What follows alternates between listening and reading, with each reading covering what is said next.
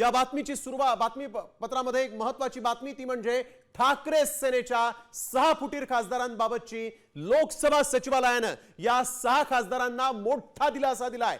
एक मोठा निर्णय जो महाराष्ट्राच्या राजकारणात खळबळ माजवणारा ठरलाय। लोकसभा अध्यक्ष ओम बिर्ला यांनी या फुटीर खासदारांच्या शिंदे सेनेतल्या विलीनीकरणाला मंजुरी दिलेली आहे। होय, खासदार संजय देशमुख, ओमराजे निंबाळकर, संजय जाधव, संजय दिना पाटील, भाऊसाहेब वाकचौरे आणि नागेश पाटील आष्टीकर यांनी काही दिवसांपूर्वीच शिंदे सेनेमध्ये प्रवेश केला होता आणि या निर्णयामुळे संसदेत आता शिंदे सेनेचे अधिकृत 13 खासदार झालेले आहेत।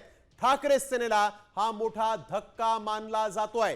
एक अत्यंत मोठी आणि महत्त्वाची बातमी आपण बघतोय। 6 फुटीर खासदारांच्या विलीनीकरणाला अखेर लोकसभेच्या सचिवालयाने मंजुरी दिलेली आहे। त्यांचं विलीनीकरण मान्य करण्यात आलेलं आहे। त्यामुळे ठाकरे सेनेने जे या विलीनीकरणाविरोधात दावे केले होते, जो आक्षेप घेतला होता, ते सगळं आता मोडीत निघालेलं आहे।